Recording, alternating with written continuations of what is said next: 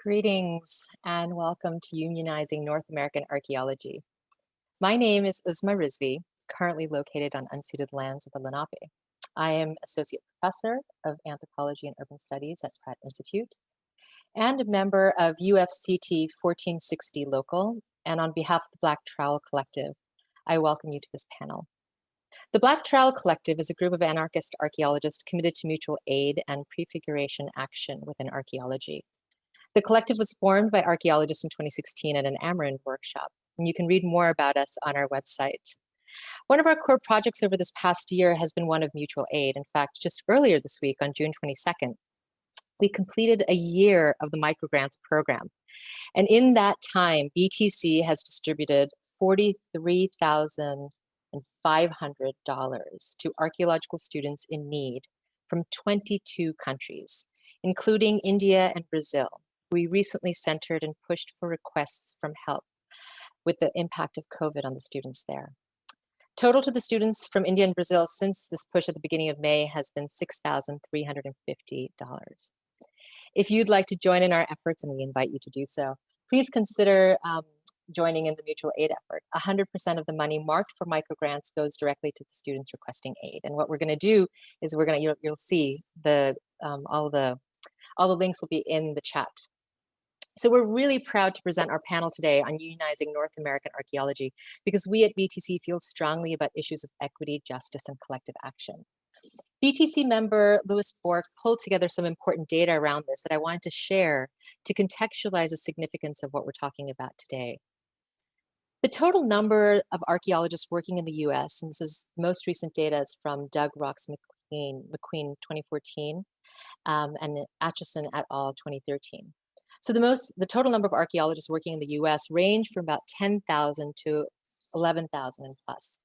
The latter number from a more rigorously researched and broken down essay by Doug Rocks McQueen that uses previous publications and labor statistics to conclude that as of 2012, there were approximately 1,600 academic archaeologists, 1,550 archaeologists working in compliance or heritage roles for the federal government, 850 for the states, and 7,000, which is a conservative estimate, working for about 1,600 private sector cultural research management firms.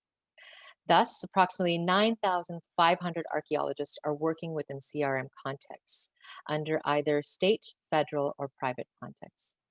This likely is a large underrepresentation that does not include archaeologists working in tribal contexts and those working as archaeologists under different languages or coming from different backgrounds. And here, for example, like tribal monitors. In Canada, Atchison et al. In 2013 estimate about 2,500 archaeologists, and data from Catherine Jalbert's 2019 dissertation suggests Canadian employment percentages would follow similar patterns, with the majority working within commercial or public CRM. Catherine Jalbert's dissertation indicates that while the majority of archaeologists are working, who are in their 20s and 30s, there's a much larger drop-off of men and women after 35. This includes archaeologists working on their masters and PhDs and working in the contract sector, and suggests that folks are not finding employment as archaeologists with the same level that they are receiving degrees, and also that folks in the commercial world are leaving after 5 to 10 years of employment. There are far more women leaving the field after 35 than men, indicating inequitability in hiring practices in all the subfields, as well as work environments that are less accepting of women. Similar patterns are seen within the United States as well. Archaeology has other diversity problems as well. As Dr. Bill White and Catherine Draycott described in their 2020 Sapiens piece, Why the Whiteness of Archaeology is a Problem, Bill worked in CRM for a decade before meeting anyone beside a white archaeologist. Citing a 25-year-old survey by the SAAs that has not been followed up on recently, White and Draycott note that 98% of approximately 1,500 respondents identified as white. 2 identified as African American, 4 as Asian, 15 as Hispanic, and 10 as Native American.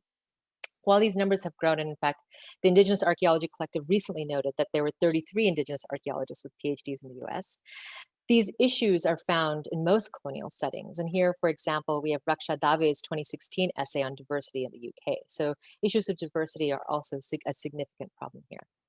As Laura Heath Stout has noted, while improving pay and benefits won't fix the culture within the discipline that has created these inequities and others centered around ableism, classism, and homophobia, maintaining archaeology as a passion project and one mostly only sustainable for 10 years will further hamper archaeology's efforts to diversify.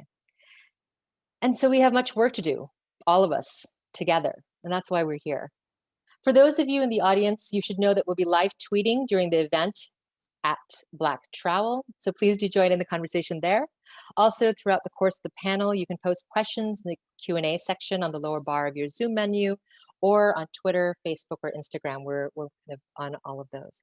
We'll be collecting questions throughout the program and hope we can get to as many of them as possible throughout the course of the panel. In the event of breach of security, we do have a secondary Zoom ready, and it will take about 10 minutes for a relaunch. So please check your emails for a link. If something happens that creates an unsafe environment, we will choose to shut down, and then we will relaunch using that email address. So please do keep that in mind and think about this as taking about 10 minutes. We also will be following our safe rules for panels and do things like progressive stacking, and that too we're going to drop in how we're running safer sessions. That should be into the link as well. And with that, I'd like to introduce our panelist speakers and moderator for this afternoon. Dr. Veena Dubal is Professor of Law. She's the Harry and Lillian Hastings Research Chair at the University of California, Hastings. As our moderator, she will be joined by panelist Sam Easy, who's the Archaeology Sector Representative for LIUNA Local 3000. Bryan West, Chairman, United Archaeological Field Technicians, member of Local 274, the United Brotherhood of Carpenters. David Schatz, Senior Archaeologist and Historian and Principal Investigator, as well as a recording from Jay Doe, a graduate student organizer and CRM archaeologist. So if all of our panelists can turn on their cameras, I'd like to invite all of you to maybe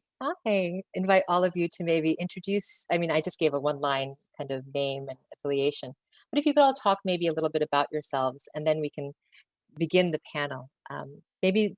Sam, shall we start with you, and then we'll end with Dr. Dubal so she can then take the panel on. Yeah, absolutely. Hi, everyone. Thanks for having me here today, and thanks especially to the Black Trowel Collective. I think this is going to be a fantastic panel. I'm really excited to be here. A little bit about me. I'm a union organizer, and I'm an archaeology sector representative with LIUNA Local 3000. I'm based out of Toronto, Ontario, which is on Dish with Wooden Spoon territory. I never for a second imagined that I would ever end up working as a union organizer. I did my BA, and then I did my MSc in archaeology and anthropology. And then, like a lot of folks who were trying to make a living outside of academia, I ended up going out and getting a job as a field technician in CRM.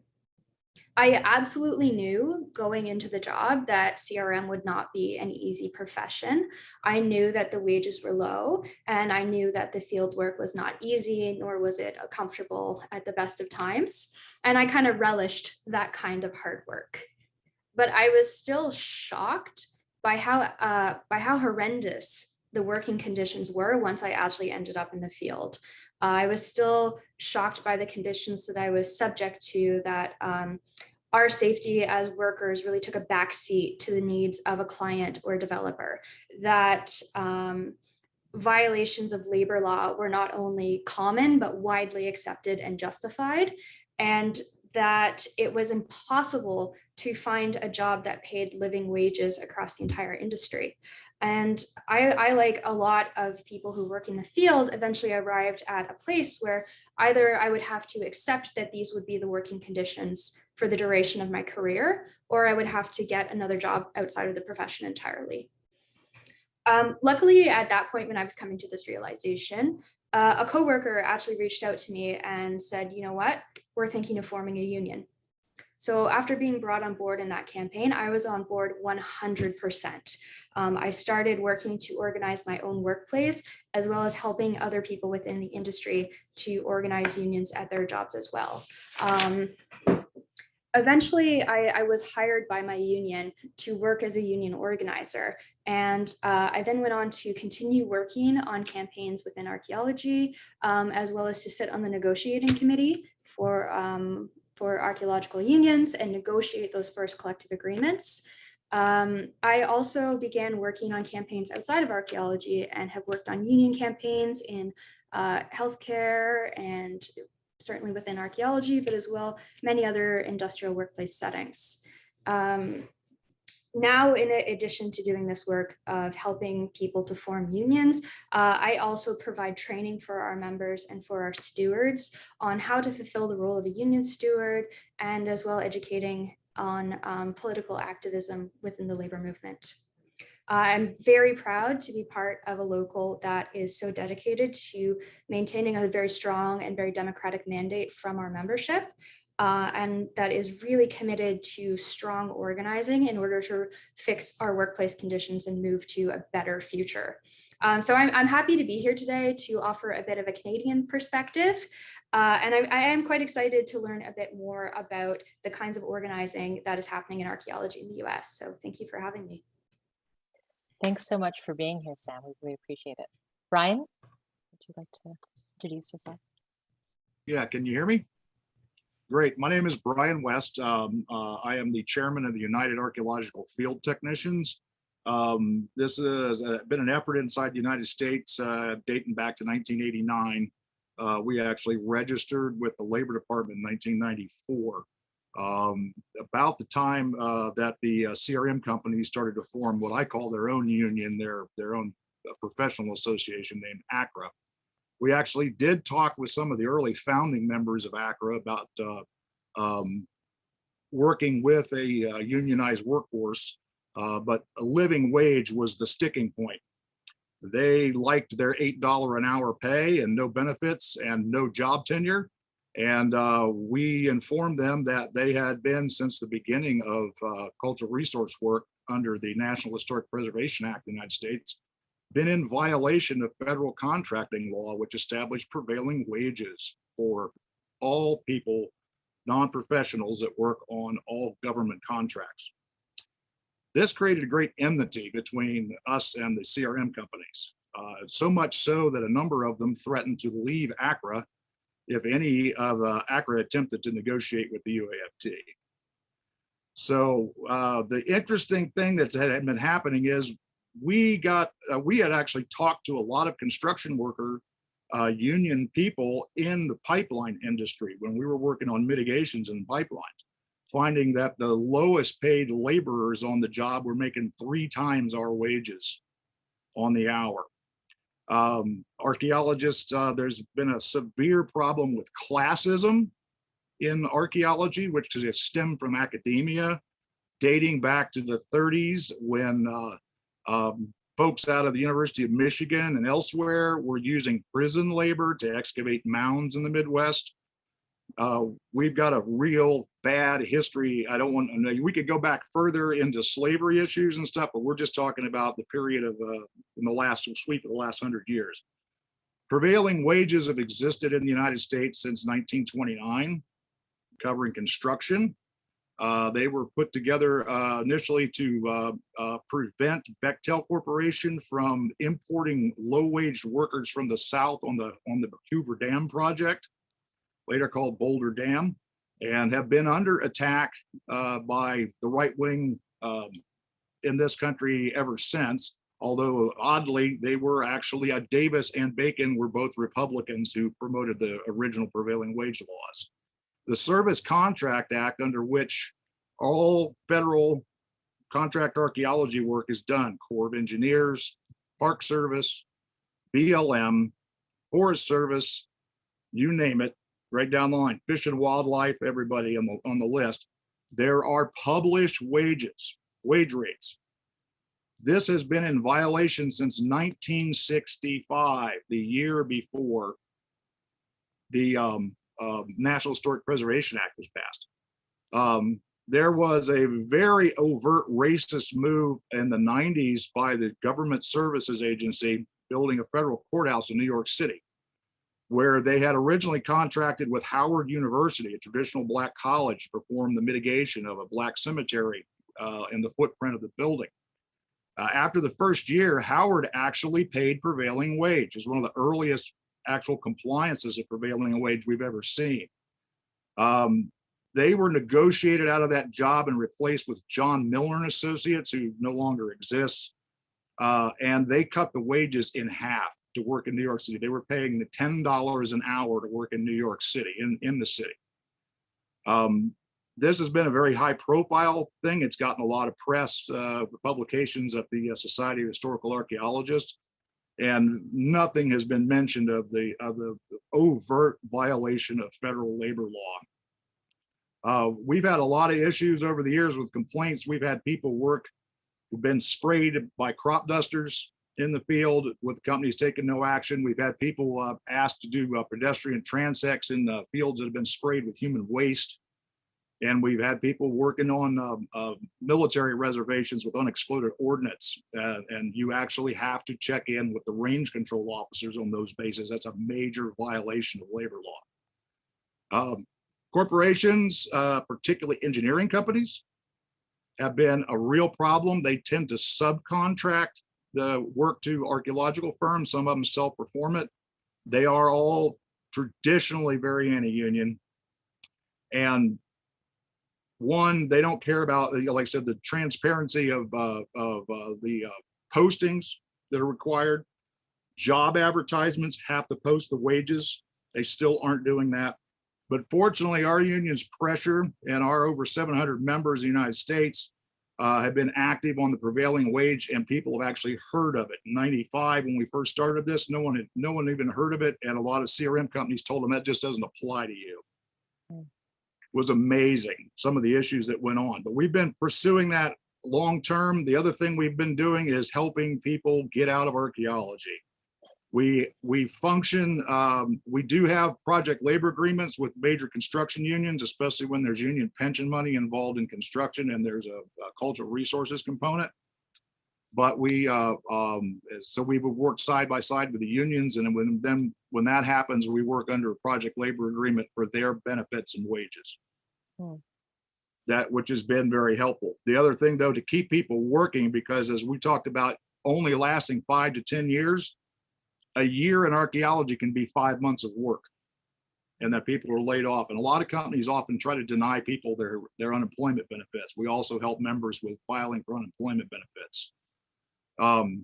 But myself, like I said, I've been blackballed from CRM since '99. Haven't been able to get a job in CRM at all, even though I hold a master's degree in cultural resource management. And I went back on what I did before that. I went into carpentry. I went into the Carpenters Union, worked as a carpenter for a number of years, moved up to a foreman and to a superintendent's position. Now I'm a project manager. I run work for $100 million construction projects. So we have the education. People just want to block you out. They are asking people for have a BA in a field school in their advertisements, and they're paying. We are figuring right now the average wage is about $16,000 a year below the poverty level in the field, unless you're lucky enough to do a long-term prevailing wage project.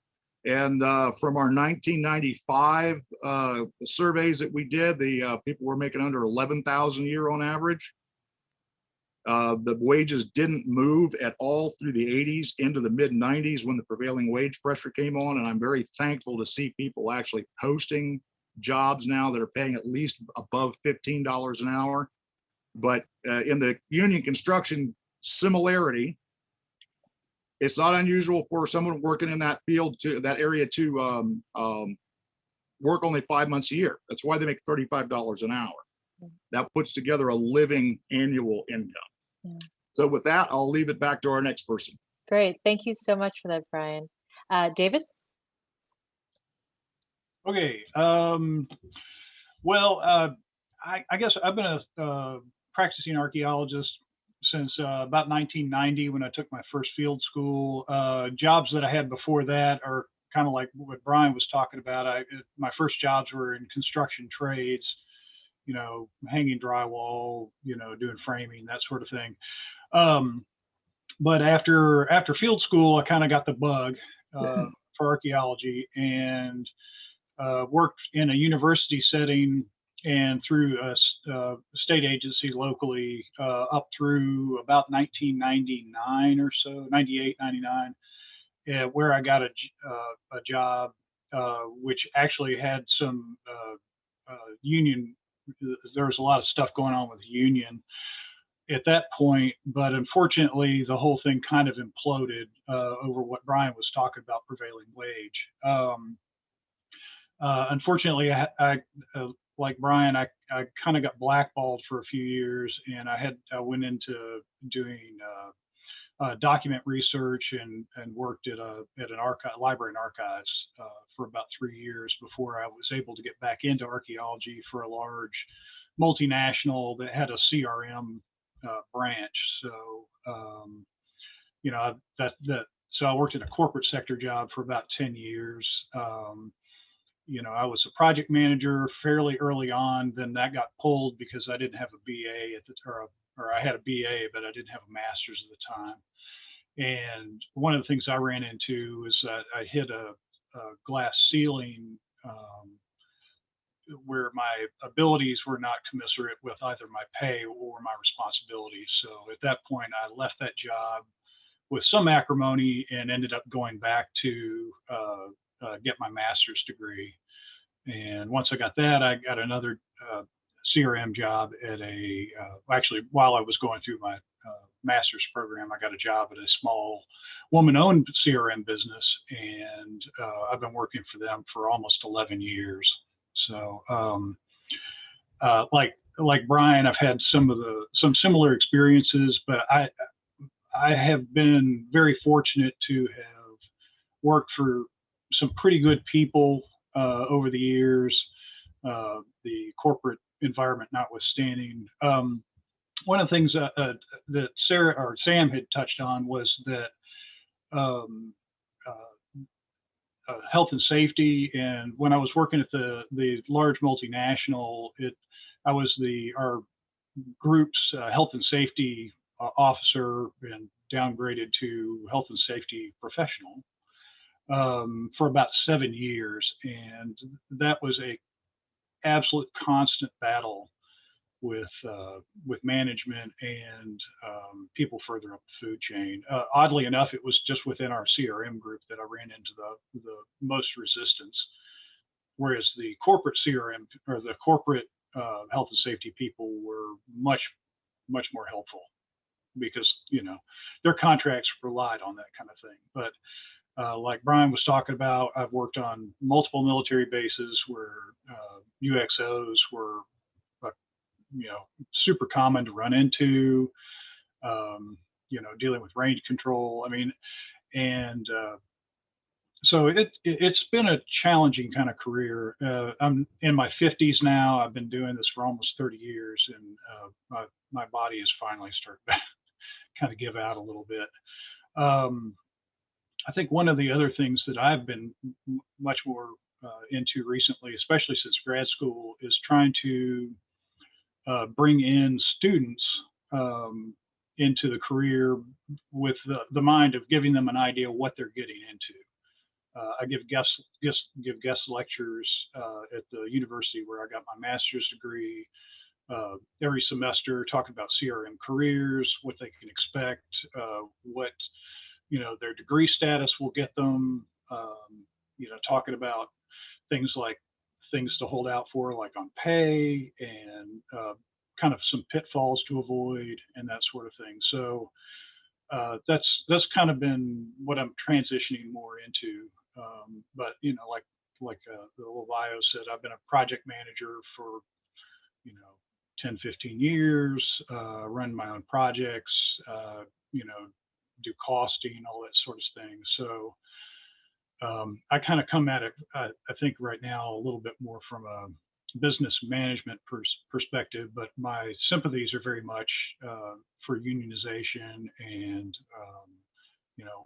I'm kind of more directed towards worker co-ops now, and things that give everybody kind of a stake in what's going on in the profession. So there we go. Great.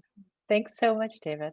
Sure. And now our moderator for today's panel, Dr. Veena Dubal. I'd like to also just thank everyone Thank you so much for being here. I'm going to go ahead and close my camera and hand now this over to you, Thank you so much, Thank you. Professor Rizvi. My name is Veena. As you heard, I'm very deeply honored to be here. I'm speaking from Ramaitush Ohlone, land, unceded land. And I am probably the only person here that is not an archaeologist. I am a law professor. I teach work law at the University of California, Hastings. And I'm also a social justice activist. I do embedded ethnography, so I'm a trained legal anthropologist, and I do embedded ethnography amongst workers who are unionizing, specifically precarious workers that are unionizing. I just want to draw a few things, sort of tell you a few things before before we play Jay Doe's really amazing testimony. But I want to share that first, that I myself find a lot of inspiration in the history of the industrial workers of the world, the IWW, the Wobblies. I won't spend too much time talking about them, but unionism in this country has a long and very deep history of being unwelcoming to women and people of color. And the IWW very, very early on, in 1905, as I think when they were founded, was committed not only to direct action, to workplace democracy, to democratic unionism, but also to anti-imperial, anti-colonial, and to anti-racist movements.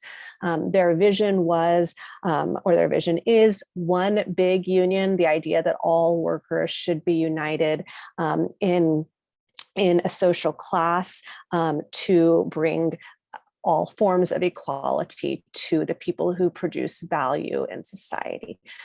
So that's sort of where I am coming from and speaking from. Like many of you, I suspect, I did not come from the union movement. I came to the union movement. So although I found out later in life that my grandfather was a unionist in colonial India, I did not come from a union family. I didn't really understand the politics of unions. I didn't understand what they were for. I really associated them with low wage labor.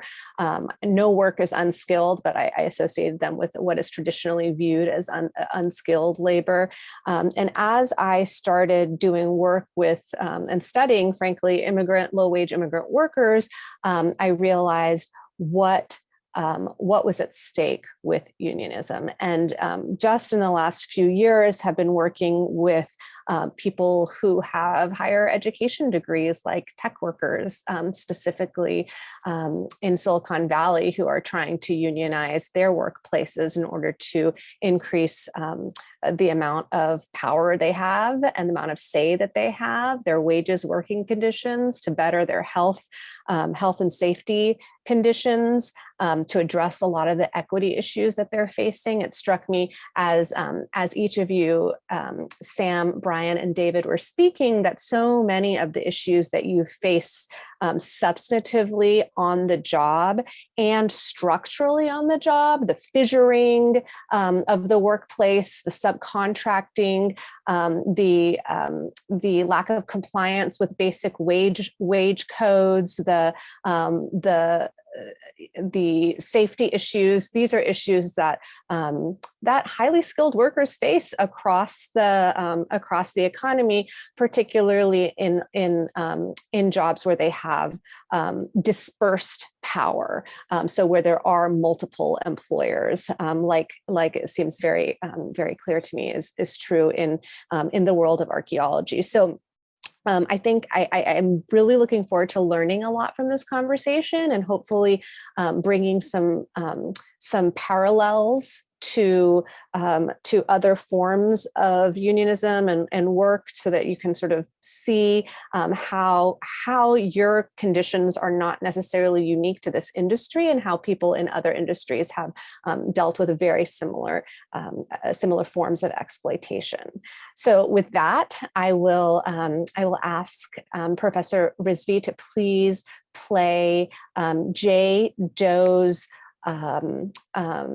testimony, their panel conversation is recorded, and also because they have an identifiable voice, and to avoid being identified by employers, the collective has made their voice sort of robotic, so it's not super easy to understand.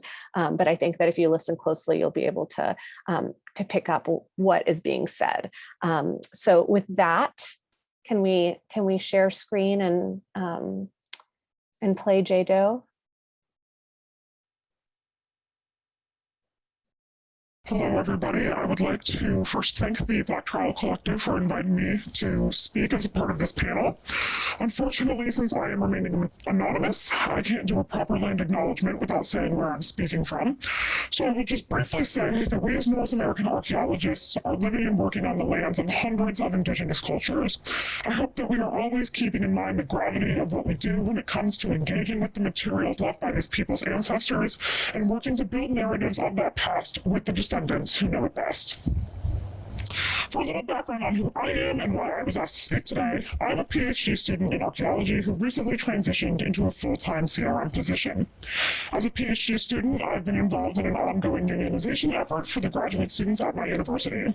So I'm coming to this panel with experience organizing in a non-CRM setting, but I think there is a surprising amount of similarities between the context that graduate students and CRM professionals work in that can inform unionization efforts in compliance archaeology. For one, I am not in a unique position as an archaeologist straddling the line between academia and CRM, especially given the lack of full-time academic jobs and the frankly toxic culture of academia. More and more archaeology graduate students are viewing CRM as a top career choice. Unfortunately, I think the work environment in academia and in grad school in particular trains you to have an unhealthy relationship with work and a lack of appreciation for the value of your own labor. Graduate students are expected to go above and beyond the compensation we receive, if we receive any at all, and to exist in a world with functionally no divide between personal time and work time. Grad school really sets you up with a twisted understanding of what a reasonable work-life balance is, and essentially lowers your expectations of what is acceptable. For archaeology students entering CRM, this can easily put you in a position of being willing to accept exploitative labor practices just because it seems like the norm to you. Without a union advocating on your behalf and setting standards for working conditions, it's difficult to know what is and isn't an appropriate ask from your employer. For example, while working as a field tech, I personally have had to drive my own vehicle to job sites without being reimbursed for driving time or mileage or gas, and I didn't initially feel like I deserved to be compensated for that time because I was just so happy to have been given the work, which in and of itself is another huge issue I see with CRM. So many archaeologists do this work for the love of it, since we obviously don't do it for the money, which sets us up to accept less than equitable working conditions just for the chance to do what we love. And it's not only love, but like deeply, deeply care about this stuff, you know? There are a few things I care about as much as I do archaeology and the protection of cultural resources, and I know I am not alone in that, and in considering any other career path as just not an option, because this is all I want to do. We're often expected to make these sacrifices because we care, as if a passion project is inherently something you do from the heart and not for a paycheck. Those things are not mutually exclusive. I love archaeology and I have bills to pay. These things coexist, and we can't let that narrative prevent us from demanding more from our profession. From a unionization standpoint, one major difficulty with cultural resource management is the huge range of contexts that CRM archaeologists are employed in. Communicating and organizing across temporary and permanent employees or in-house CRM departments in larger environmental or engineering firms and independent firms, for example, poses issues because oftentimes there isn't much communication to begin with between those kinds of entities, and the priorities and working conditions can be very different across those contexts. This is where I think a background in union organizing within academia can give some useful lessons.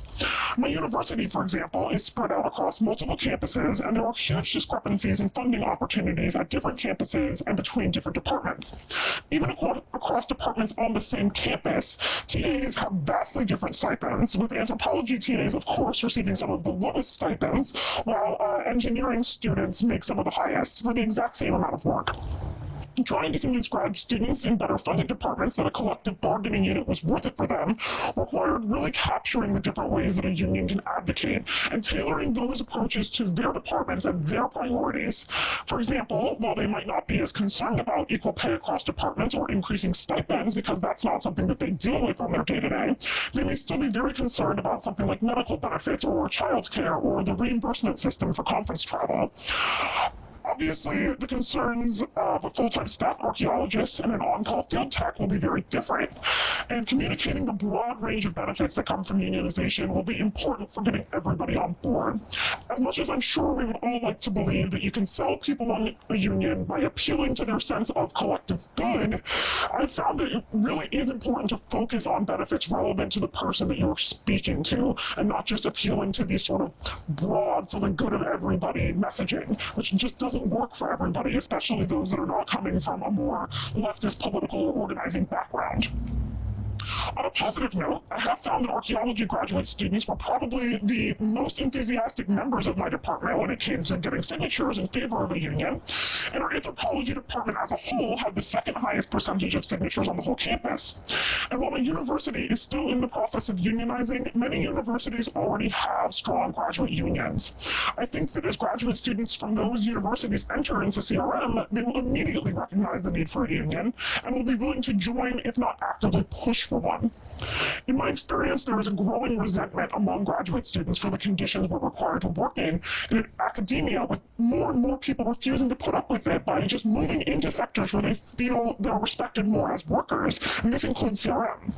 I personally know many graduate students who have moved to CRM for that very reason. I think drawing on that underlying sense of injustice, that unwillingness to be mistreated, will be a powerful way for drawing recent graduate students into organizing for better conditions in their new careers as compliance archaeologists. I want to shift gears now to focus more specifically on CRM and some of the things I think we really need to prioritize and some of the issues I think we'll need to tackle as we move forward. I think one of the top priorities needs to be securing better working conditions for field technicians, since they are by far the most precarious workers in CRM. And I want to make sure that they don't get left behind in this conversation the way that adjunct professors have been left out of professor unions in academia. Figuring out the nexus for unionizing part-time workers who may work for multiple companies in a year is absolutely difficult, but that doesn't mean that we should unionize the easier-to-coordinate full-time employees and come back to the techs later, or assume that benefits gained for full-time employees will trickle down in some way, which is something that I have heard said about why adjuncts don't need unions, for example, the idea that, well, the benefits will have a cascading effect down to the adjuncts, and that's just not the case oftentimes. Unionizing in CRM needs to include everybody and center our most precarious colleagues.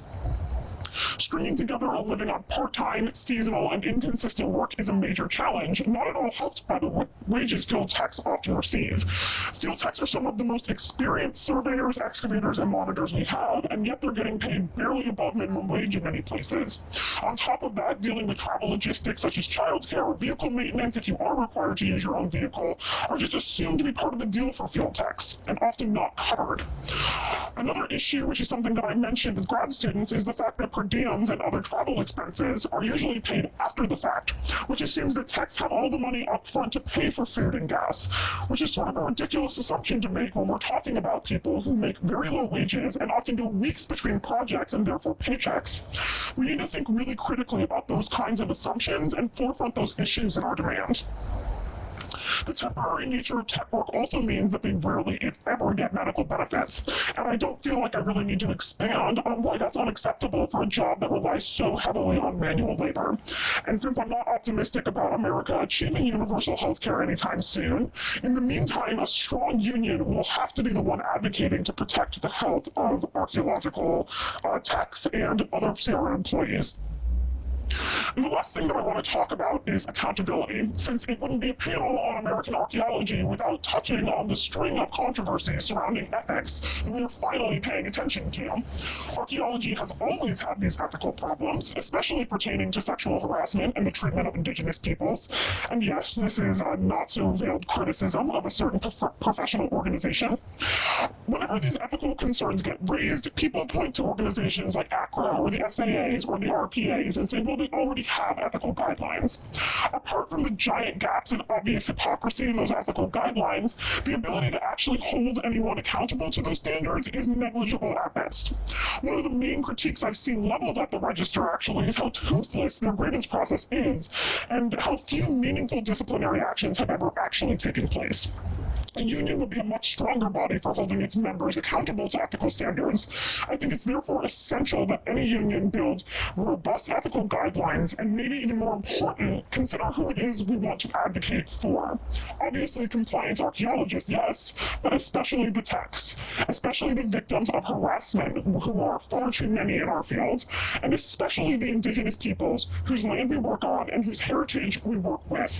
How can we build a union that serves both the workers and the people who we should ultimately be working for, the people whose land we are watching be developed every day in these projects?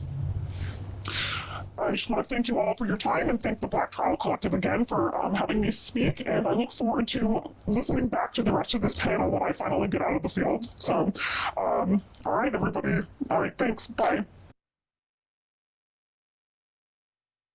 That was a really awesome overview of a lot of the issues that folks face in this industry, and also ways to think about addressing those issues and things to keep in mind.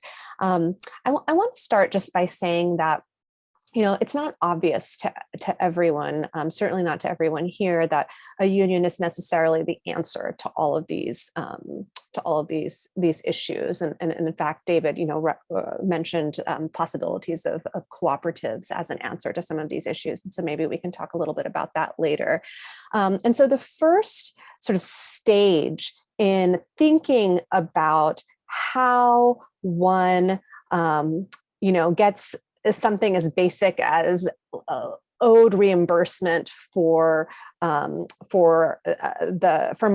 for example, how one goes about ensuring that you're getting the prevailing wage, how one goes about addressing the exposure to really awful toxins in the environment on the job. The first stage is a recognition that your collective power with your coworkers, with your colleagues, with your fellow workers is greater than your individual power. And I think that that's actually a really hard recognition for some people to make. But I would say that is the most important sort of central place to begin. Many times that happens through the sharing of grievances with one another. So everyday one-on-one conversations that you have with your colleagues can really be a site of struggle and a site of solidarity. And it is in those conversations that many of us realize that actually our issues are not unique, and that working alongside other people, we could potentially actually address those issues. It is there that we start to think about unions, we start to think about different models of unions, and in this industry, we don't have to start from scratch, right? Like we have a history of unionizing in archaeology. It is not as robust, say, as unionizing in construction, but there are many things to learn from elders who have experience in this field. So I wonder if I could give the floor to Bryan and to Sam to talk a little bit about in US and Canada, in the North American context, what precisely that history looks like, and what lessons you take from that history to move forward in building power as archaeology workers.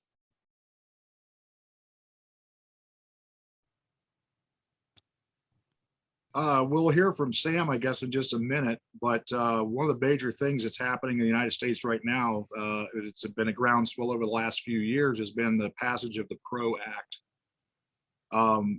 Organizing in the United States, particularly against moneyed interest, is very difficult.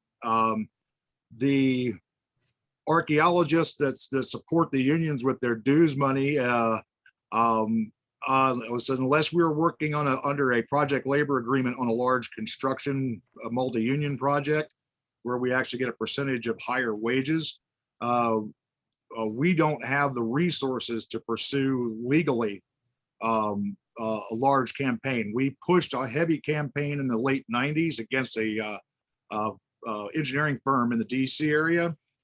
They drug out the election for over 2 years. We stayed at it, bankrupted the union once, and kept moving forward. But we established a what is called the Greenhorn and O'Mara formula, because that was the name of the company, and that's how the National Labor Relations Board names precedents. It's similar to the Daniels-Steine formula in construction, where in the United States, if the PRO Act will help us prevent companies from anti-union consulting practices and worker threats and some of the other things that are technically illegal now, but very hard to enforce. What the Greenhorn and O'Mara formula established was that working for a CRM firm for 1 week out of 1 year would make you eligible to vote in the collective bargaining election. Daniels-Steine under construction is 2 weeks in 2 years, but that was the formula that the board established in Washington to press forward with that. Unfortunately, since it drug out for 2 years, we had a lot of members that had worked for the company on a large project in Pennsylvania, and they timed out. Their year had elapsed before the election got there.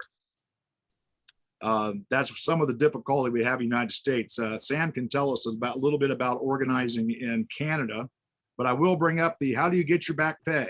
And this is real simple. You go to the Wage and Hour Division of the United States Department of Labor. You let them know where you were working and who you were working for. The more people you can get involved, the better. And you probably need some copies. You almost always need copies of your pay stub. They'll take it from there. It doesn't cost anything. It takes between 6 and 12 months to get your payback. How do you get your mileage?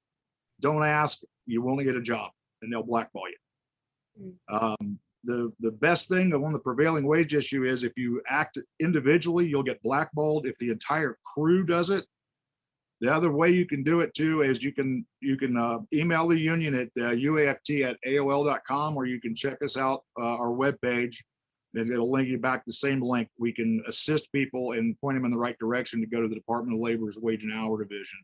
But yeah, we have collected over $6 million in back pay over the last 20 years on federal contracting.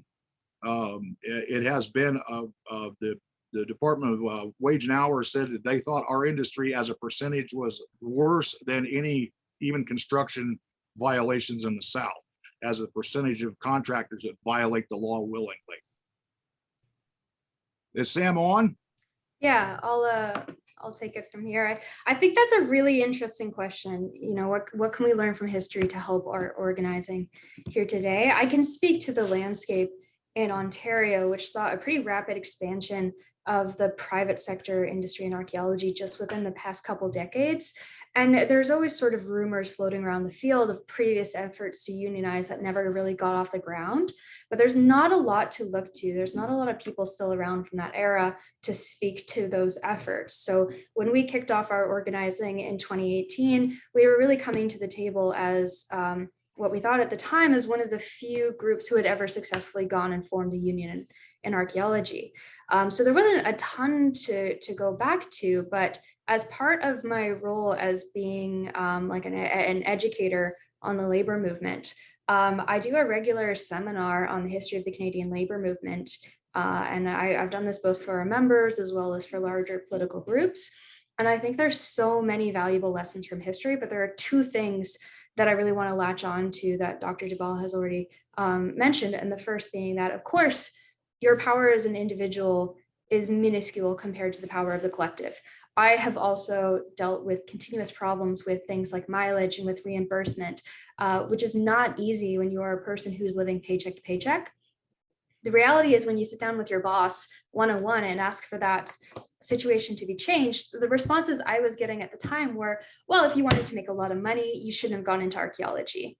So it's very dismissive. You have no power there to change the dynamic or to change the conditions of employment. But when we're as a collective, when we operate as a collective, that's when we hold power. And there's been, I would love to talk more about worker collectives and co-ops and other forms of organizing. But I think in any way, shape, or form you do it, if you're in a collective, you hold that power. And then we're able to affect change. And we see that time and again throughout the history of labor organizing. Whether you do or don't have the legal structure there to support the formation of a union, always if we hold the collective and we are strong, then we can exert power. But the second thing that I wanted to latch on to was this idea about archaeology not being an exception to the rule. I think that there is almost this mentality, specifically within the private sector for archaeology, that it is such a unique job. And certainly there are a lot of cool things about archaeology that make it distinct as a career. And I think that draws a lot of people to the industry. But as a job, it is not more precarious. It's not more low wage. It's not more exploited or marginalized than many other types of jobs out there. So we can certainly be looking to people, for example, like in the gig economy, who are organizing sometimes without even the right to form a union. We can certainly look to various forms of organizing throughout history to see that when people get together and they do organize, a lot of those conditions are very similar to the conditions that archaeologists currently work under. So looking back at history, we can kind of see that, we're not really exceptional here. We work an exceptional job, but our problems are problems that are shared across the entirety of the working class. And recognizing that, then we can see that there is a solution, and it is to work collectively on all our problems. We have no power as individuals. That was really, really beautifully put. I want to pick up on something that Bryan said and something that Jay Doe said in their comments earlier. Bryan mentioned the PRO Act. This is the Protect Right to Organizing Act. It is relevant specifically for those of you in the US. It has gotten almost universal approval from Democratic federal lawmakers. It would dramatically shift the ability of folks in this particular industry to organize because so many of you are considered contract workers or contractors. Sometimes you're employees, I understand, of the companies that have contracts, federal contracts, et cetera, state contracts.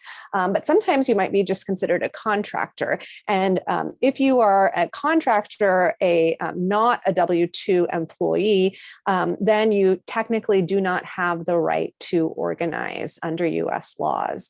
In fact, if you do organize, it's sort of dangerous for various reasons that I won't go into.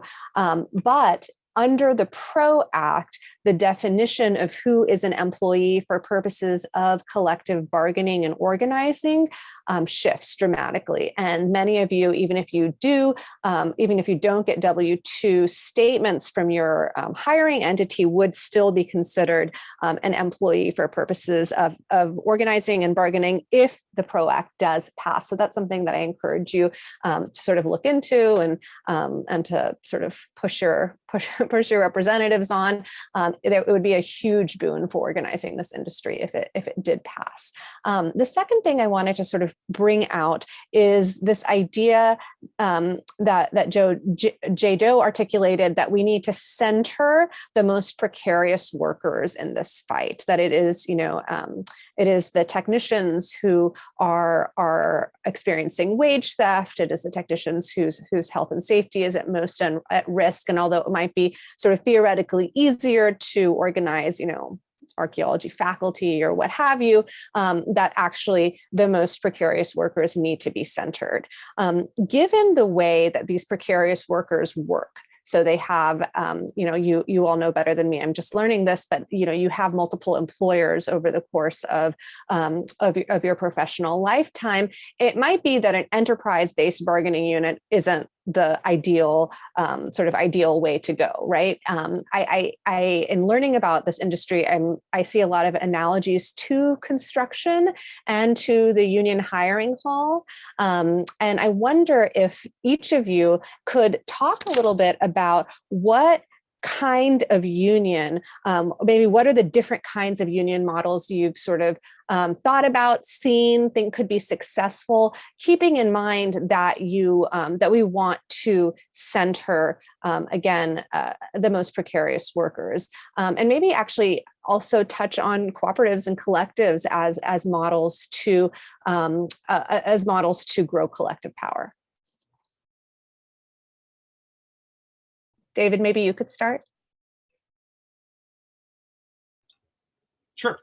Well, honestly, I really do not have but a passing, experience with labor organizing, and unfortunately, it wasn't all that good. Like I say, I'm very pro-union. I have never been super excited about how unions, the upper echelons of unions are organized particularly. And I don't want to go off on too far off of the tangent, but these last two election cycles and it's been going on for 30 years, but the last two election cycles especially have been kind of eye-opening, whereas you have rank and file members who are pushing one way, and then you have union leaders who are going the other way. They've basically become an industry unto themselves. As far as worker co-ops, that's kind of where I'm kind of centered now, because I feel like within an organization, especially like a smaller company that I work for, worker co-ops would be great. And that's not to say that worker co-ops couldn't be unionized in a broad sense either, but for me, worker co-ops seem like a way to gather, as a group and kind of determine things equitably.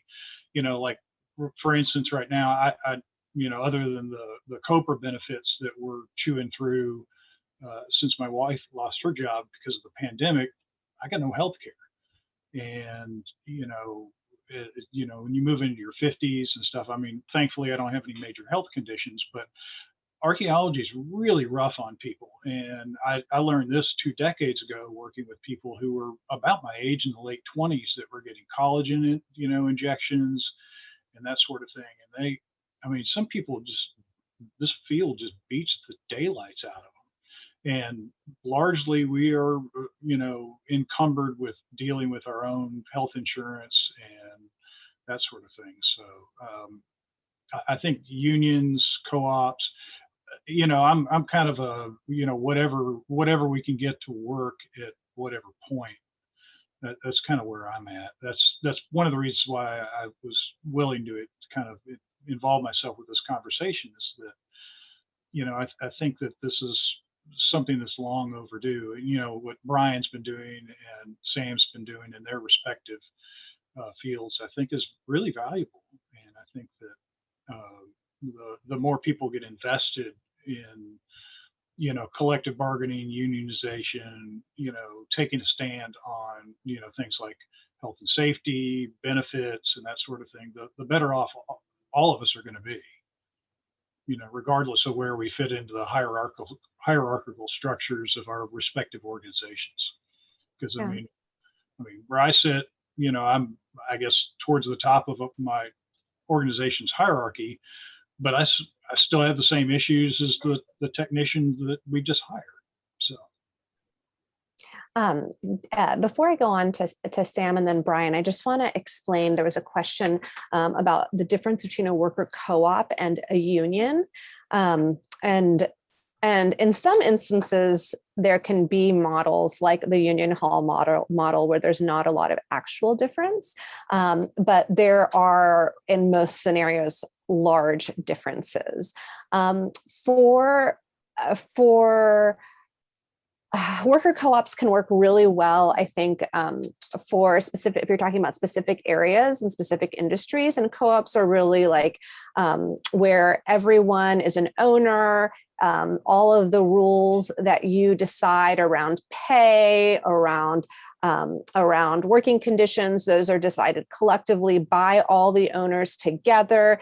And then you as a cooperative come up with rules around who takes particular jobs, and how much you charge for those jobs, etc. So it's really like, it's almost like working individually, except for as an owner, but instead working collectively with a group of people. A union is a little bit different. A union is also sort of a collective of people that come together, often hiring often allocating jobs to particular people within the union, who are then in charge of certain things. So while you would have a contract with particular employers that you all vote on that determines certain things like pay, working conditions, etc., you're not each owners of the union. Instead, you sort of pay dues, and the union uses those dues to do things like pay for legal expenses, represent you in grievances with the employer, organize other sectors, sit down and bargain with the employers, etc. So those are sort of the main differences between the two. There are pluses and minuses, and I wanted to just maybe in the next round of conversations, I'll speak to some of the issues of hierarchy that David mentioned, but I wanted to make that distinction since someone had posed that question before I handed the floor again to Sam and Bryan to talk about models of collectivity, whether they be co-ops or collectives or unions that you've seen or aspired to for the industry. Shall I jump in here? Yeah, I think one good thing to add to that description too is that when we're thinking of different forms of workplace organization, we're really talking about how we want power to work in the workplace. I think that where we're looking at a worker co-op, that power is really dispersed between all people within the co-op. When we're looking at a non-unionized workplace, we're looking at a workplace where a handful of people hold total control and authority over what the conditions of the job are going to be like, and that is dictated to everyone else who's performing the work. Unions are really a way of subverting the latter relationship, of saying that there might be people in charge who own this business, but we're going to have an equal say in how the work is done, and that it's done according to the needs of the majority in the workplace. So it's really this question of how power works and how resources are allocated due to that power structure.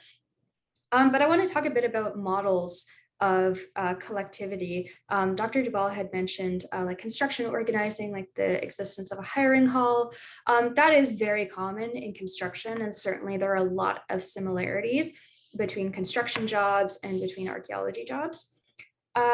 In Ontario, and this is really what I can speak to, but in Ontario, archaeology is classed as non-construction. That's not the prerogative of a union or the workers to decide. That's the government who makes the decision about how that work should be classified, and thus the rules that govern its union organizing. So we are industrial. So our unions are formed at the level of the workplace. So every workplace that's unionizing, that's effectively your union, instead of being a union that is dispersed across multiple workplaces.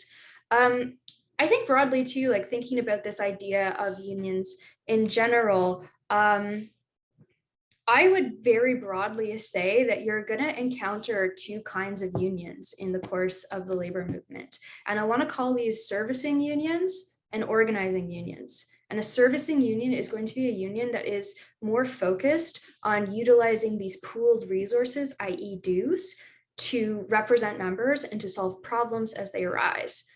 An organizing union is going to be a union that is using those collective resources to organize, i.e. to build power, to encourage and to work with members and to educate members to build their power at work and to fundamentally change that power dynamic between boss and between workers. My local is a local that strives to be an organizing union where our members hold power and our members are the ones who are exercising that power to better their own working conditions. I think that if you find yourself in a position where you are a member of a union that operates according to a servicing model, but you would rather it be more democratic, less hierarchical, then rank and file organizing is the solution. The solution is always collective. I'm just going to say now my answer is always going to be collective organizing. So if you are in a union that needs to be an organizing union, build power with your coworkers, talk about issues, get people on the same page and exercise that power. And there's a lot of ways to do this. There's a lot of good resources out there on caucus building within unions, which I would highly encourage people to look into. And finally, the last thing I'll add is that I think thinking in terms of the resources that are available to us, I think worker co-ops are an awesome idea, and I would love to see that being done in archaeology. I think a lot of people, because archaeology is so precarious, struggle to build the resource base to launch that kind of organization. And the good thing about unions is they tend to come to the table with the resources and the knowledge to launch large scale campaigns that can be really helpful to people who are more marginalized at work. Thank you, Sam. Yes, and I was going to add that also about the idea between what I call business unions and organizing based unions, and to speak to some of the anxieties that people might have from other experiences with unions, or the ones that sort of what David is talking about, where you have the sort of people on the top of the unions who are going in one direction and the union members in the other. Just to remember that a union is an institution. It is an organization, and there's the saying, the union is only as good as its membership, and so it's not like you just get a union and then poof, you're done. It is a sort of constant collective building of and maintaining power. And historically, within really big unions and small unions and medium-sized unions, there have been beautiful, as Sam said, caucuses and movements. A really famous one is, of course, Teamsters for a Democratic Union, which I don't know if it exists in the Canadian context, but in the U.S. is this sort of response to what people saw as problems with union leaders within Teamsters, and they've had TDU, Teamsters for Democratic Union, has had a really profound impact on how the Teamsters do their businesses. Oh, and Sam says Chicago Teachers Union is also a really good example of caucus building. Bryan, I'll let you answer the question. Can you hear me?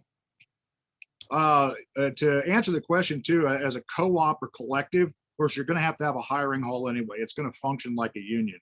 But if you get into the role of subcontracting, you're going to have to watch out for the liability pitfalls. Obviously, no level of subcontracting excuses paying a prevailing wage on federal contracts. So if companies are going to a co-op to provide their labor, right now they're kind of doing this in a way by hiring temp services. They're already doing this type of thing. The IATSE in Chicago in particular, which is the International Association of Stage and Theatrical Employees, they actually function as a temp agency. You sign a contract with the union pays the wages and then bills the employer. And that's how they handle setting up concerts and other venue things like that.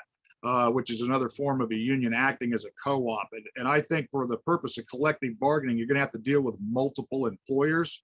We need a hiring hall. It can be statewide or local, to a region, kind of like the co-op idea, for folks that don't have to travel 7 states away to get a job. We need a living wage. We need a base wage. We've been proposing $20 an hour for quite some time for archaeologists because we don't work a full 2,000-hour work year. And we need portable benefits, which in this country is provided under ERISA, under multi-employer benefit funds, which are generally held by unions.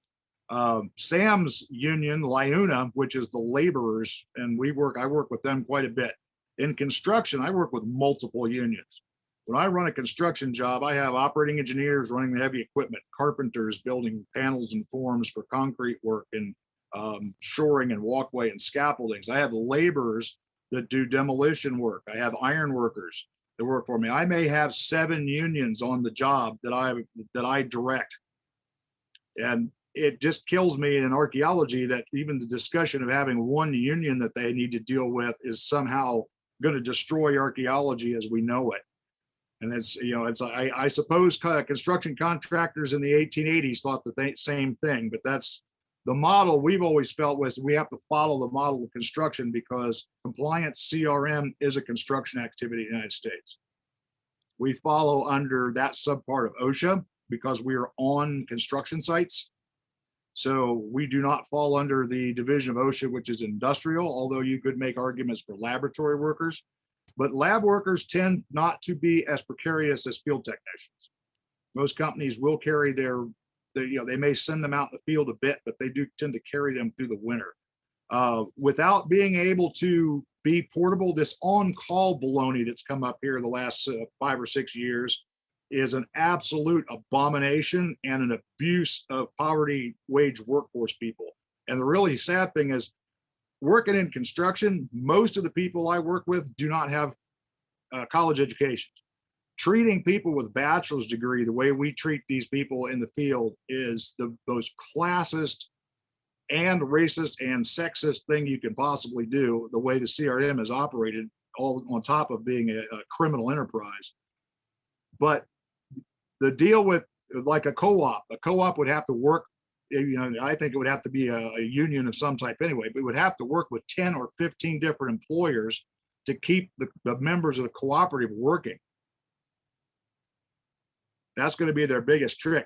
The other thing is, we've discussed this too, is forming a community development corporation and try to meet the housing needs for the people that work in this field.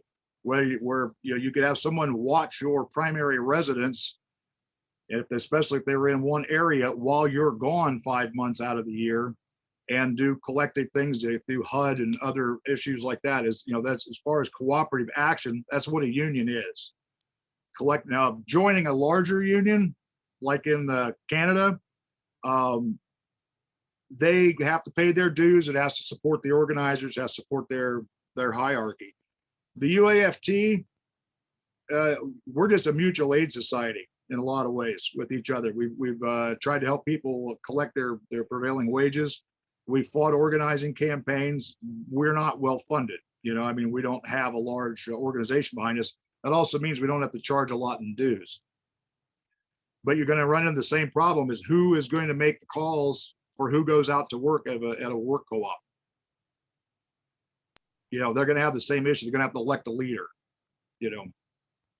Right. That's the biggest issue we wanted to bring up. I do think we need hiring halls, we need a livable wage, and we need portable benefits. So I want to just draw a distinction for folks who are listening between a worker-owned company and a worker cooperative. So there are a lot of worker-owned companies in the U.S. in which workers have very little to no power. There's a pretty common type of organization called an ESOP, which is an employee stock ownership program in which the employer provides ownership with stock, basically, and they call themselves a worker-owned company. It doesn't mean that there is any equality or equity on the job. Doesn't mean that workers have any power. It really has very little impact. There is some data to suggest that workers at ESOPs are slightly less disgruntled than workers elsewhere.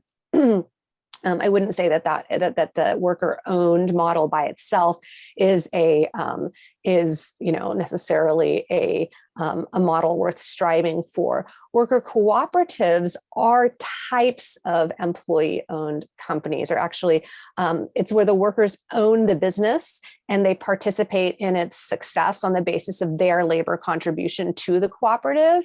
And the workers have representation on and vote for the board of directors, adhering to the democratic one worker, one vote principle. So a worker owned company versus a worker cooperative can actually be quite different. And it's about, in the latter context, very much about the relationship between individual power to collective power, decision-making, governance, etc.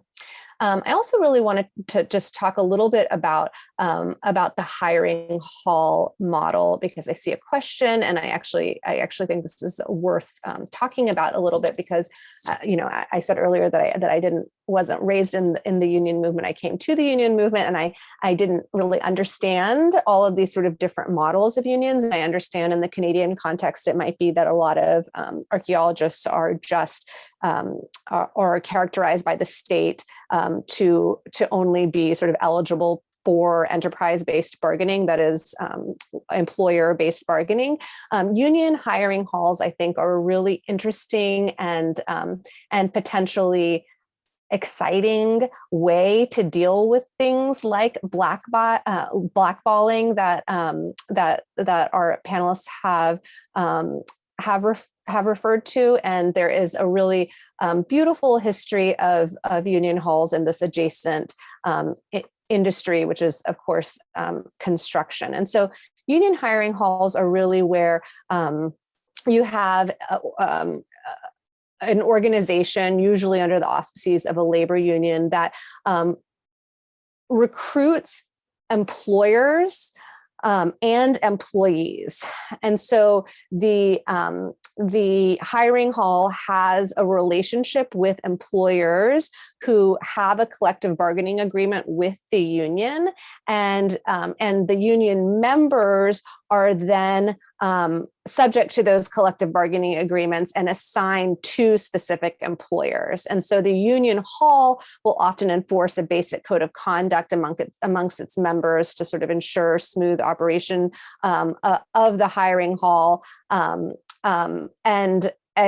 they hold the employer to basic terms of the contract. So you can imagine this is very common in skilled work, and you can imagine a union hiring hall also being a place where workers build community, solidarity, gain more skills, where things like being paid for your mileage reimbursement are worked out in the collective bargaining contract. And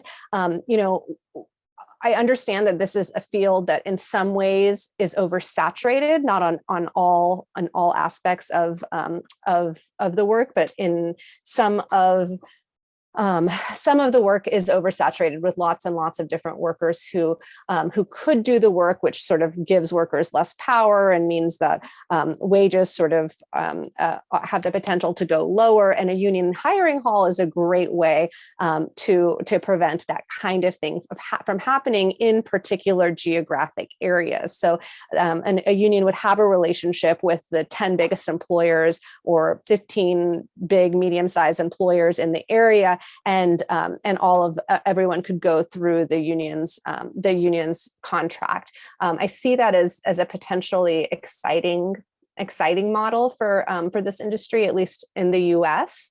And I wonder, Bryan, whether you have any historical knowledge of those attempts or any thoughts on that?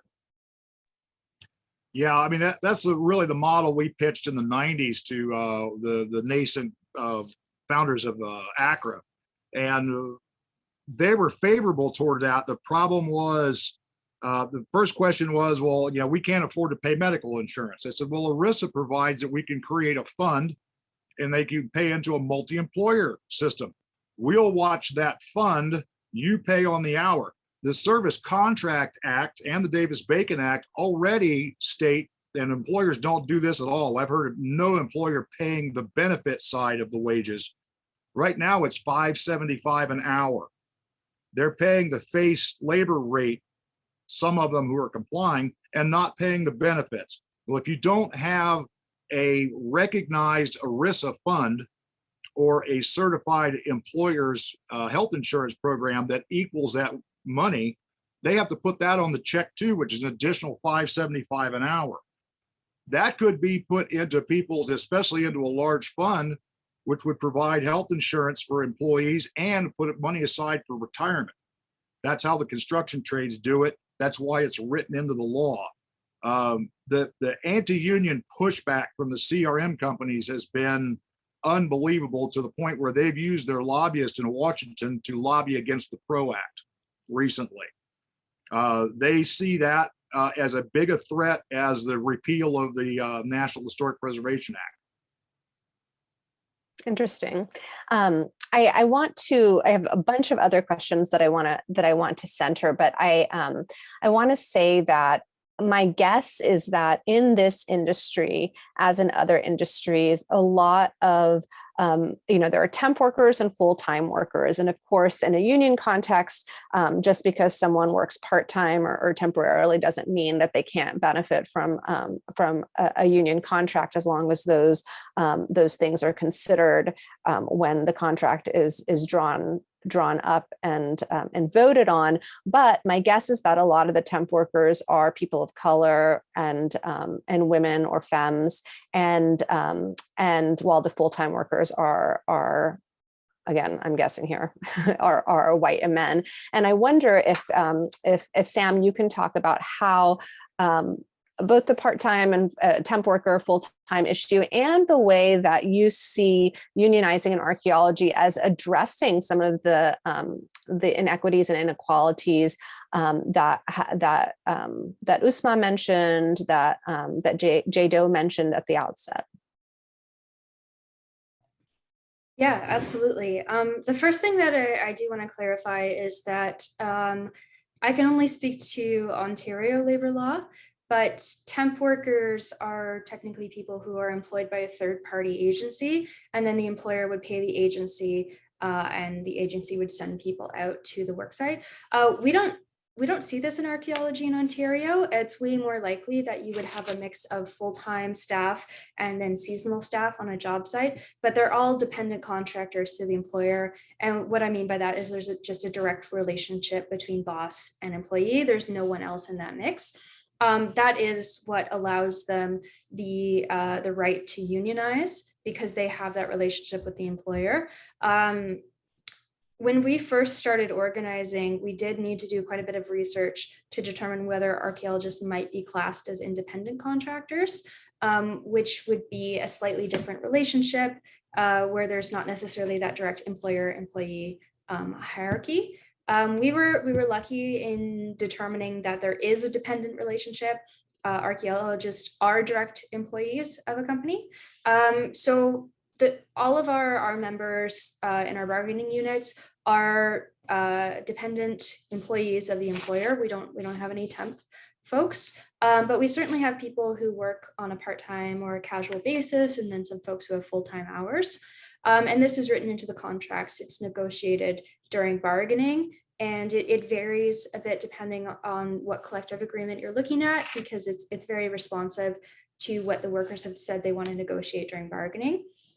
So we don't have one set standard across all of our collective agreements for how part-time and full-time work is dealt with, but broadly we have seasonal and full-time people according to what people said they wanted to negotiate when we went to the table. On the question of inequality, I have worked on organizing campaigns in other industries that did employ temp workers. I would say overwhelmingly folks who work in temp agencies are racialized people. They're often people who are new immigrants or who face various other forms of structured discrimination or oppression. I think that forming a union and negotiating that agreement gives a lot of clarity and a lot of fairness to the way that wages and benefits and things like seniority or fairness are going to be dealt with. When we first started negotiating in archaeology, we found that wages were all over the place. Opening up and looking at all the wages that folks were receiving in a non-union context, there was no real structure. There was no real connection to qualifications or skills or seniority and the wage you were receiving. And we were finding that there was a lot of nepotism and a lot of inequality present here. And of course, I think we can draw some pretty realistic conclusions about who was on the receiving end of certain structured inequalities at work. having an agreement that says this is what the wage is, this is how it progresses, and these are the expectations of these classifications means that we can hold employers to account to make sure that the work is fair and that it's fairly compensated, and that folks have a seat at the table to determine what those wages are going to look like. Thank you. Did anyone else want to talk about equity and equality in the field and its relationship to unions or worker co-ops? Can I chime in quickly? Please. The thing that Sam brought up is very important. It's a truism in the construction trade. The base scale for your skill, your trade, archaeological field technician in this place, when locked down by a contract, it gets paid to everybody, regardless of their religion, race, sexual orientation, or whatever. If they are qualified to do the work, they get paid the standard journey rate. The problem we run into in CRM2 is women being paid less than men in the field. Companies advertising for the bachelor's degree until they can't find enough people with bachelor's degrees. The University of Pittsburgh in the early 1980s went to a place called the Rainbow Soup Kitchen. They hired these people for less than minimum wage to come out and move buckets of dirt. The kind of abuses, abusing homeless people in that situation, and obviously a lot of those were people of color and people of gender identity, non-normative, and everything else. And yeah, they call. And the other issue too is the derogatory terms labeled on field technicians. Dig row, shovel bum, wog, any of these things are all colonialist attitudes that have been, that were used in the abuse of looting the pyramids and other things around the world that have lived through the classism inherent in academia that has infected CRM as a business. The running joke about the prevailing wage violations is willful violations of the Prevailing Wage Act carry a prison term. And the riot behind it is, and it's called the Walsh-Healy it's the Copeland Anti-Kickback Act is the name of that law.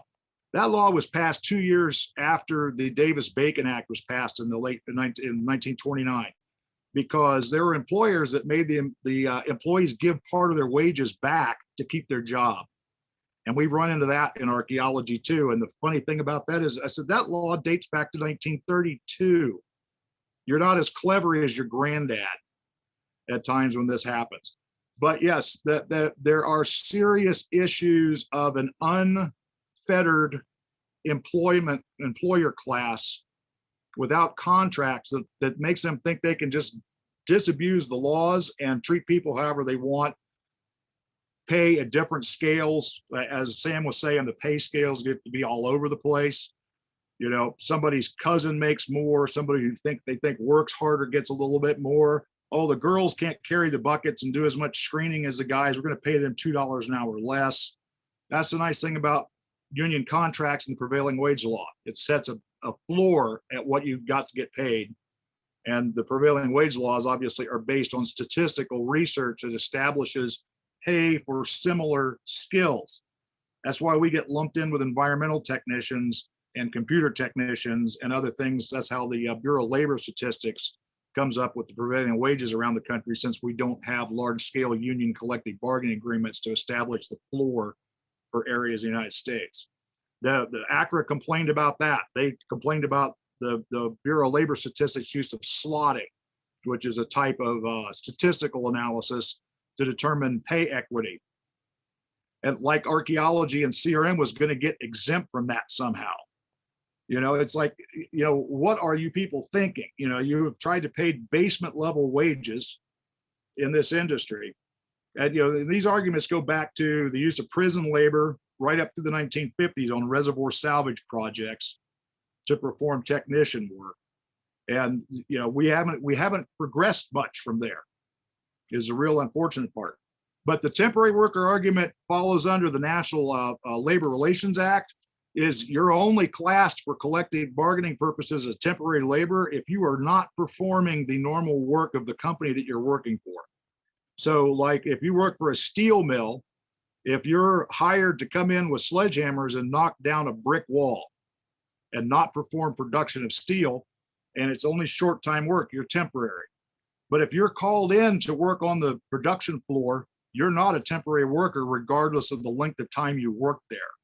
And that's a whole nother thing. I've heard people call technicians temporary workers, tried to claim that they didn't get prevailing wage because they were temporary workers. Hey, you're an archaeology company. You're hiring these people to do your core business. None of those people are actually temporary laborers, regardless of whether they work 1 week or a whole year. Thank you very much. Thank you, Bryan. I wanted to jump in to piggyback on what Bryan said. This last point that he made about how even if you're employed by a temp agency, technically employed by a temp agency, that is, you get your wages not from the archaeology company, but from the temp agency, for organizing purposes, if you are doing the work that the temp agency does under the PRO Act, if it passes, you are actually an employee of the main firm, that is the archaeology company, for purposes, again, of organizing and unionizing. And so that's another reason why you have the bosses here, and probably alongside the temp agencies in Washington, D.C. right now, making sure that this particular law doesn't pass. I wanted to make that point. And also there's a question in the Q&A about wage theft. Is it common for people to not get overtime? I don't know the answer to that question. I'll let the other panelists answer, but I do want to make a general point about enforcement. So you've heard a bit about blacklisting on this panel. Both David and Bryan have mentioned that this has been part of their experiences with sort of standing up for themselves and their coworkers, is that then they aren't hired. This can then lead people very rationally to be like, well, I'm just going to keep my head down and not say anything because I don't want to be blacklisted. And that, of course, is exactly how the employers, the bosses, want you to feel. I will say that in a union context, you don't have to worry about blacklisting because it is the union that is dealing with your grievances. You don't have to individually deal with your grievances. It is, of course, always a risk to be the person before the contract is formed and voted on and bargained over. It's always a risk to be the loud person, the person that the employers know is organizing their coworkers. That said, it is a protected right in the United States. If they do terminate you or otherwise affect the terms, conditions, and privileges of your employment, you do have legal recourse under the National Labor Relations Act. Now, that might be a very small consolation to someone who has bills to pay, but it is a protected right. So on the point of enforcement, so what happens if you're experiencing wage theft? What happens if there's just a rampant practice in an industry where reimbursement isn't happening, where people are not receiving overtime, and you're worried about filing a lawsuit or going to small claims court?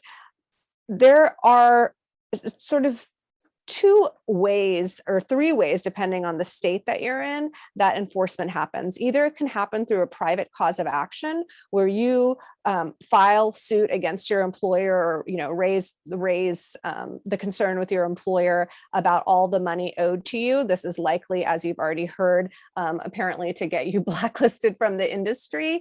Alternatively, you can actually be a quiet whistleblower and tell a state investigative agency, whether that might be the attorney general in your state or the labor commissioner, if the labor commissioner exists in the state that you're working, and say, this is a broad practice in the industry. This is something that you need to investigate. And if that is the route that you go, there are, again, depending on the state that you're in, various sort of ways to do it. You remain protected. No one will share your identity, but what will do is catalyze state actors to go in and investigate the industry and sue these companies that are doing this not only to you, but to all of your co-workers, and really systematically change the practice. So for example, in California, we have a thing called a field action. If the labor commissioner gets enough complaints from anyone in a particular industry, the labor commissioner investigates themselves and files suit on behalf of the state. This is sort of, I think, in a non-unionized context where people have very little individual power, such as seems to be the case in this industry right now. This is a great way to address lack of enforcement of existing laws. Of course, not every state is California, but every state does have an attorney general that can look into these issues. I know we only have 30 questions left, and I want to say a couple of things. One, we will of course be posting the links that are in the chat in an info sheet that will be posted later on today, or I guess maybe in a week or so. And I want to sort of maybe go to Q&A, answer some of these questions, and also get queries from registered participants. You can type your question in the Q&A or whatever way you have access right now. I'm going to I've answered the first two questions that I see, but I want to go ahead and answer or ask this question. So can someone, okay, never mind. I live in a right to work state. How would that affect attempting to unionize here? Maybe, Bryan, do you want to talk about what a right to work state is? Sure, that doesn't affect unionizing at all. The right to work only affects the union's ability to collect dues from people who wish to be non-members in a collective bargaining unit. The right to organize is a federal law. Right to work, like I said, right to work is just simply meant to be financially punitive against unions who have members, particularly like public employing sector unions that have members that work for the government but don't really want to pay their union dues, so that gives them a legal out to do it. But no, right to work doesn't affect anything as far as organizing a union. Thank you. A couple of other questions sort of are focused in on where I'd really like to spend at least 5 or 10 minutes. And that's like, where do we go from here? How do you organize? Can it be that people from outside the industry who are former members of the industry help to support these precarious workers who are scared of being blacklisted? How do we, leave this conversation today and push towards some kind of collectivity? And I know that that Sam, you have ideas because this is what you do every day. But could you give some of us advice about how do you have those one-on-one conversations and form solidarity and move towards institution building? Yeah, this is a great question. This is my entire job, so I'm happy to speak to this for sure. If you're looking for concrete steps towards union building, I would suggest, even if you're in or out of the industry, start building your contacts. If we're going to reach out, we're going to launch a campaign, we're going to do something, we need to be able to communicate with everyone who's affected by that campaign. Like Bryan said earlier, I believe, I'm not sure if it's federally or state by state, but there are, during a vote process to bring in a union, it could be anyone who's worked at the company for 1 week within the past year. So building lists of contacts and building our communication networks is so crucial, and anyone can be doing this in or out of the industry. The second thing that we want to focus on doing is building solidarity around shared issues. Jay Doe made a really good point in their statement when they said that we build solidarity around issues that are important to people, not around the issues that you think might be important to people. We don't know if someone who I'm working beside in the field might really care about job security. They might not care at all. They might care about wages because they have a family at home and they just need the paycheck. So we find out what matters to our coworkers. And one thing I like to say to folks who are working on campaigns with me is that if you give someone a problem and not a solution, people will get used to the problem. So our solutions need to be collective, and we need to be able to clearly explain to people what a solution might be and how we could work together to do that. We don't want to just gripe over issues, although griping is great. We want to have a path forward that involves all of us and brings us all to the table. The other thing that I want to say that was kind of brought up earlier is that the thing that is going to hold us back from organizing is going to be fear of the boss. It is fear of blacklisting. It is fear of retribution. It is all based around fear. And that has held back many industries, archaeology not the only one, for decades and decades. That is always the sort of mentality that has held us back from better living and working conditions. You overcome fear with anger, with a need to move something forward and the desire to do better. So if we're experiencing fear, anger is going to be the thing that drives us forward. And what we're functionally fighting for here is equality. What we're functionally fighting for is better living and working conditions. It was said earlier, I think in the chat or in the Q&A, that you can't have a family in archaeology. And I would add to that, you can't have a family, especially if you're a woman or a queer person. There are a lot of things that are driving us out of the industry. But look at the fact that the basic human need for family is a thing that pushes people out of jobs that we love.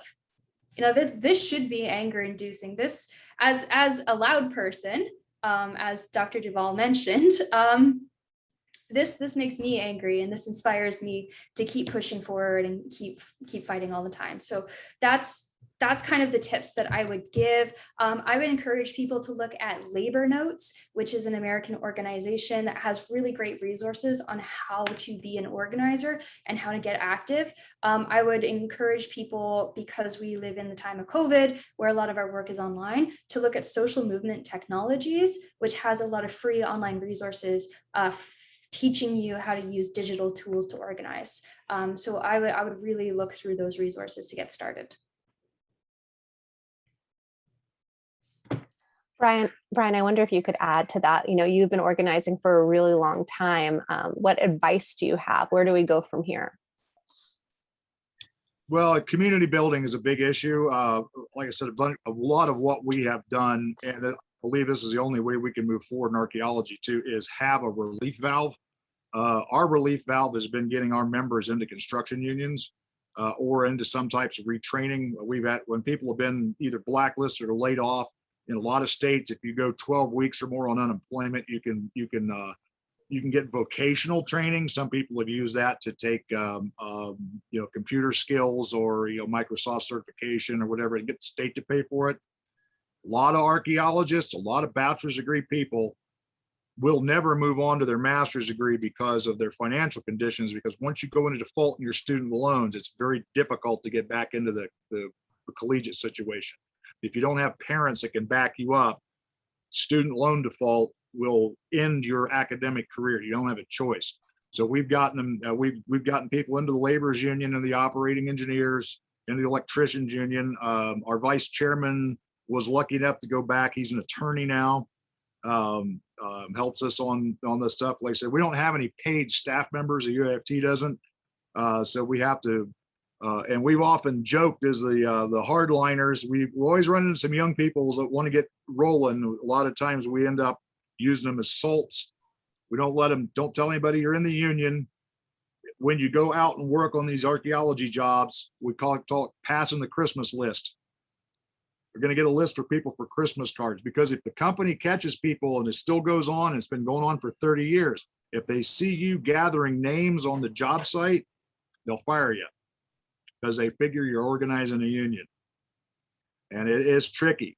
And they control your housing because they pay for your hotels. And if they see you trying to talk to people about the union at the hotel after work, they'll fire you. And we run into that problem too.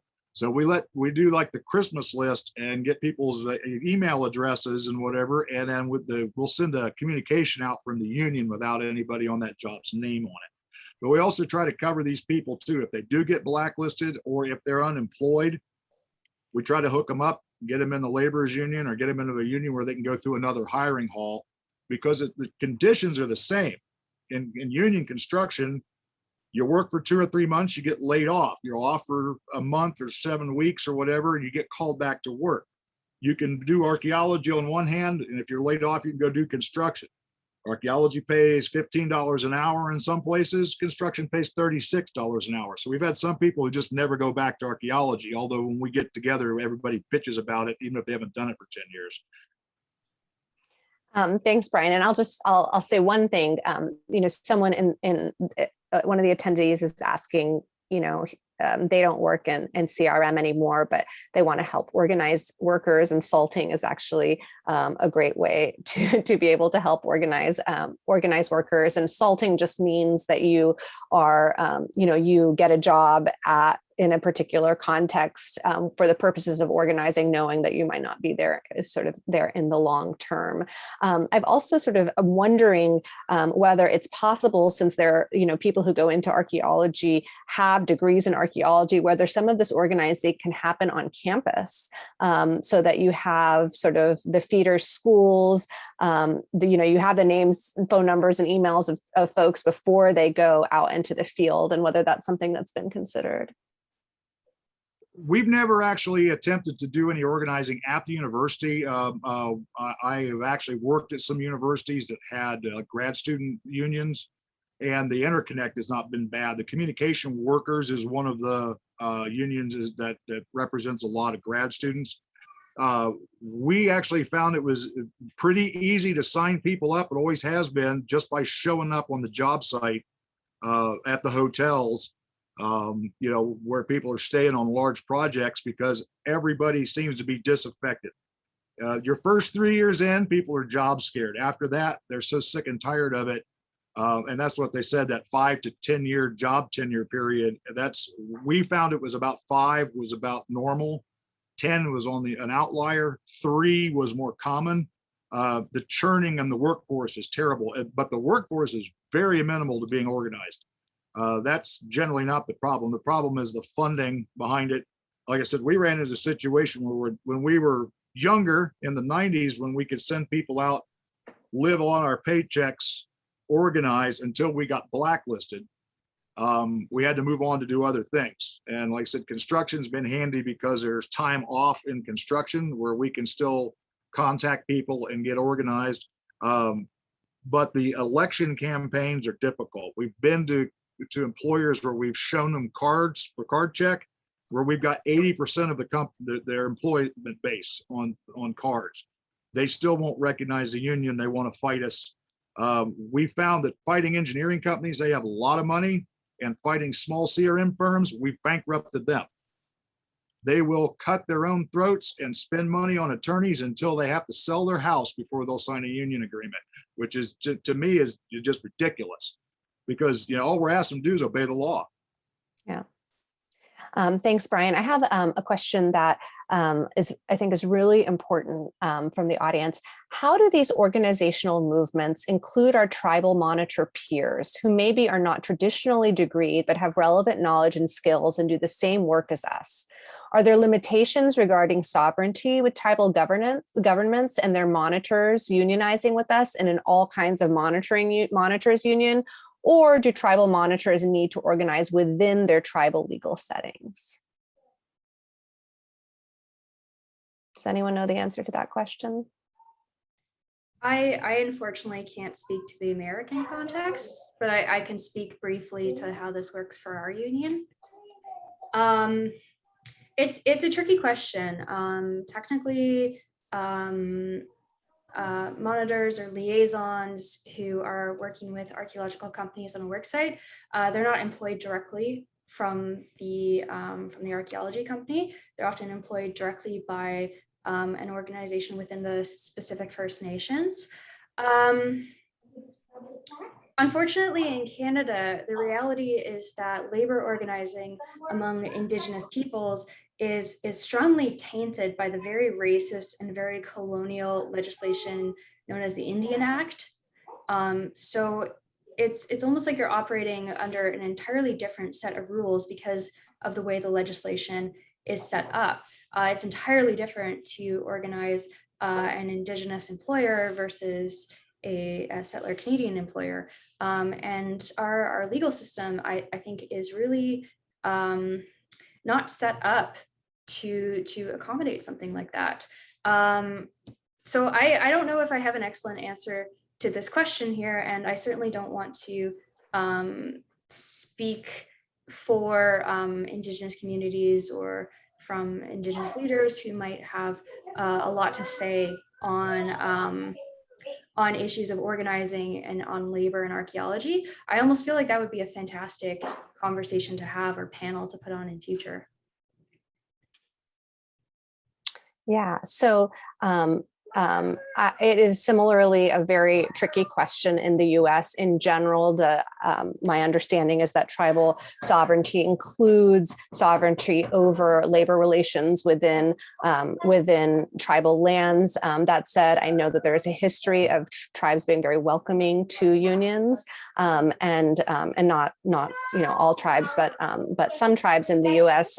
For a while, there was discussion of the Tribal Labor Sovereignty Act, which would have upheld the inherent rights of Indian tribes to self-governance in the face of unionization. I don't think it ever passed. This was maybe 3 or 4 years ago in the US. That said, I think that the answer is that you don't need to necessarily exclude tribal workers, but only that it, as Sam said, is slightly more complicated in terms of considering how that particular tribe deals with labor unions.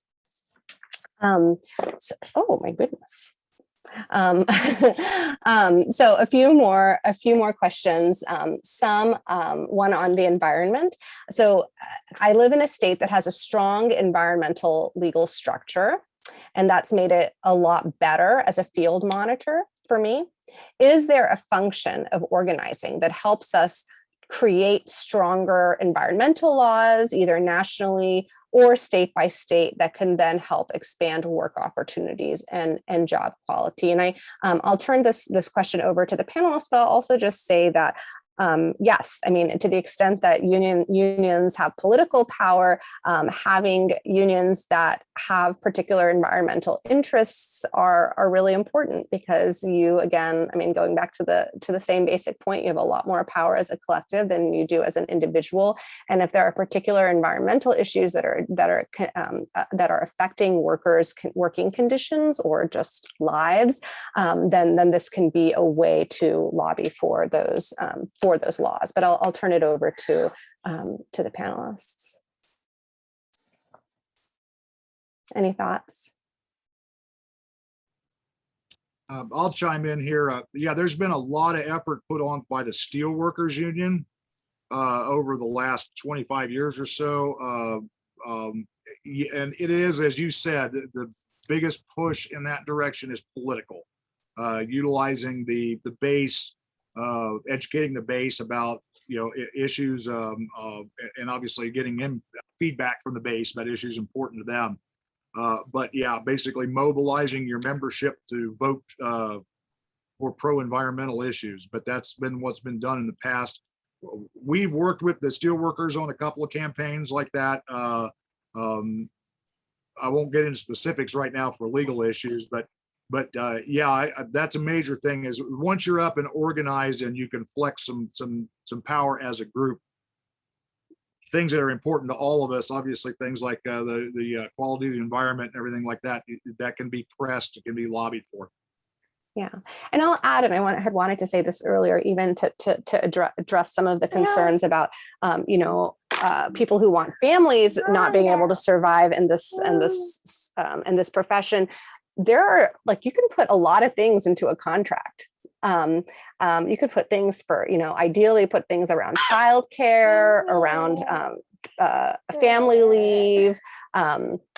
Recently there was a strike maybe a year ago, a Marriott strike, and the San Francisco Unite Here union workers got so many amazing things in their contract, including panic buttons for housekeepers in the hotel rooms. Who had, for years and years and years been being harassed and even sexually attacked while doing their job. A lot of the restaurant workers in the hotel were losing their shifts because hotel attendees were calling DoorDash and Uber Eats to get their food instead of using room service. And the union in their contract got rid of the ability of DoorDash and Uber Eats workers to enter the hotel premises, getting those workers their hours back. So, I mean, there's really creative, interesting, and important ways that you can change the workplace through a contract that make it more amenable to issues that you care about, whether that be about the environment or the sustainability of this work in people's lives. And I think it's a really important thing to sort of consider as you're thinking about unionizing. It doesn't just have to be about making sure that you get your mileage reimbursements.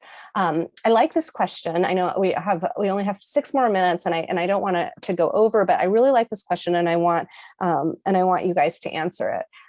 How have workers raised the capital to form unions in other industries, and how can we mirror that in CRM and in the US? And I like this question because it goes to another question that I see about, do you necessarily have to form a relationship with a larger union once you start to organize your workplace in order to have the capital and power and funding to unionize? So I'll pass this along to you all. I would say that I don't think you necessarily need to go to a large union in order to successfully organize, but I think it really helps. I said earlier that resources are a problem in our industry, especially folks who are quite precarious. And you really need to look at the amount of funds you're able to raise in dues to the infrastructure, the services that you're able to collectively build together. So this was initially something that we in Ontario had looked into, and ultimately looking into things like legal fees to deal with the processes at the Labor Relations Board, looking into the long-term funds that we would be able to raise to sustain an organization like this. It wasn't feasible for us. I think that the United Archaeological Field Technicians is actually a fantastic example of that. Bryan, please correct me if I'm wrong. But I think that too, we can look to other industries to see examples of people organizing with or without large unions. I think the gig economy has tons of good examples here because people are working on ways of building power together without necessarily going directly to a large union because they don't have the right to do so.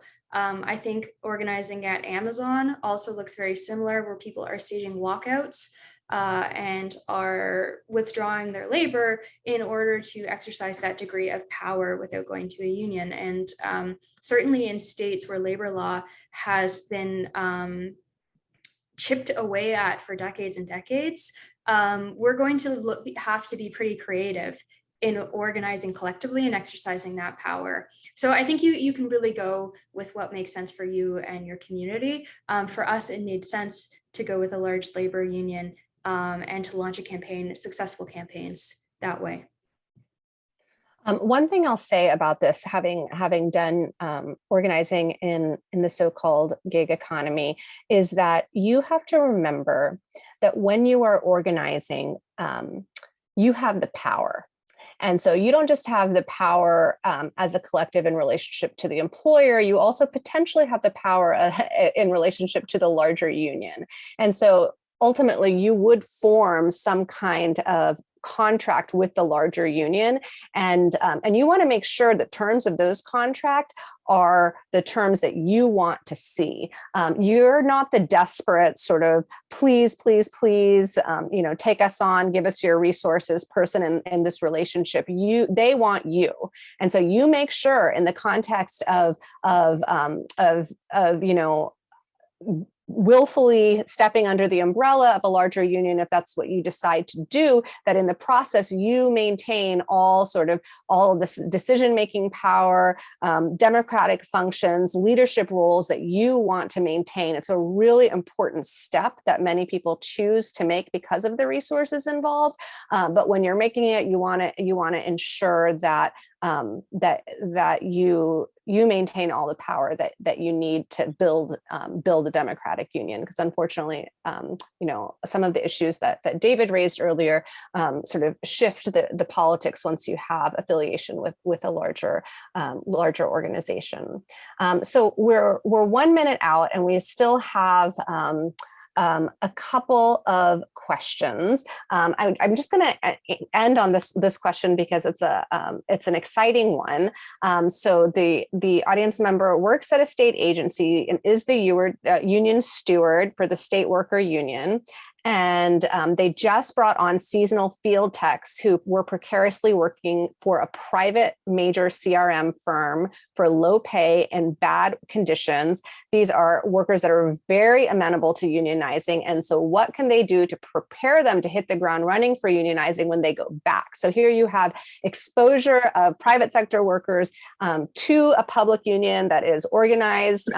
And what can this union steward do to sort of spur organization? What can we all do as we leave this panel today to spur our coworkers, our colleagues, our friends, our fellow workers to hit the ground running? Maybe one thing from each panelist. I think they could. I think it would be great if this person was to explain to them how as a union steward, how the private or the public sector union worked, and to give them some guidance on maybe organizing themselves or organizing the temp workers, especially for some of these large multinational corporations that are absolutely hostile to worker organizing. But that's about all I got. Thanks, David. Bryan, and then we'll end with Sam's wisdom. Yeah, I like what David said. It's very true. Some of the big corporations are very hostile. The ACRA members, even though they're much smaller, have taken up that hostility. But stick together. The resources are out there. They can contact us for support with the number of these things. Where the folks in Canada have gone with their affiliation with the laborers union, with LIUNA, is where we would like to go here eventually. We did try an affiliation for a while with the operating engineers. They were not forthcoming with resources and just wanted the dues money, but they did give us a lot of legal help. So that's where we got a lot of help in the early prevailing wage fights. But we have actually talked with Sam and her compatriot up there too. They may be putting us in contact with LIUNA down here in the United States to help get some paid positions to try to take the fight on. But yeah, stick together, talk about the issues, be open to talking about organizing. Like I said, a lot of fear is a big problem. Don't fear them. The worst thing they can do is chase you into a better paying job. Thank you, Bryan. And Sam, you get the last word. Amazing. I love that show of solidarity. I really do. I think that's ultimately how we move forward as a labor movement, that we're able to stand together with each other and say, I'm going to support you. I'm going to help educate you. Let's have this conversation. So I love that we have a steward here who's trying to help other people form their own unions. I gave some practical tips to start off your union organizing. So I would really stand by that. Contact lists, have conversations, identify the issues, get educated on the laws and requirements of your state, or if you're federally regulated, or your province if you're in Canada. Know what the requirements are, know what you need to do to get there. Utilize the resources that are available, whether that looks like contacting a union organizer, holding meetings with people on your contact list, contact people who kind of understand how to do this kind of work. and never be afraid to reach out and ask for assistance. But I think the big thing is really just that, we are standing together. We are saying that as archaeologists, we've identified that we have this shared interest across grad students and across people who are really quite marginalized in the role as field techs. And I think that gives, that shows us what we can do if we push forward, if we're not afraid. And so I guess my advice, the long and short of it, is to not be afraid and to push forward and to find solutions, because there's always a solution. It always exists. And the path forward is always through your coworkers. Awesome. Thank you so much, David, Bryan, Sam, Uzma, and to Louis and to the collective. This was a beautiful panel. I learned so much, and I deeply, deeply appreciate the invitation to be here. And I look forward to building power and fighting the boss together. Take care. Thanks so much, Dr. Dubal. And on behalf of the Black Trowel Collective, thank you to all of you. Veena, Sam, Bryan, David, J-Do. This was incredibly useful, inspirational, and really, really important. And I think you all have a really wide fan base now, just to say. To our audience, thank you so much for joining us. A recording of this panel will be made available in about a week or so. Before we end, a big shout out to all the BTC Collective members for keeping this panel going on the back end. There's a lot of labor, unseen labor that's happening, and I just wanted to acknowledge all of that and thank all of them. You can keep up with the Black Trowel Collective through our website, Twitter, Facebook, Instagram, and you can join our mutual aid efforts to help assist our students through microgrants. Thank you all. Be well and be safe.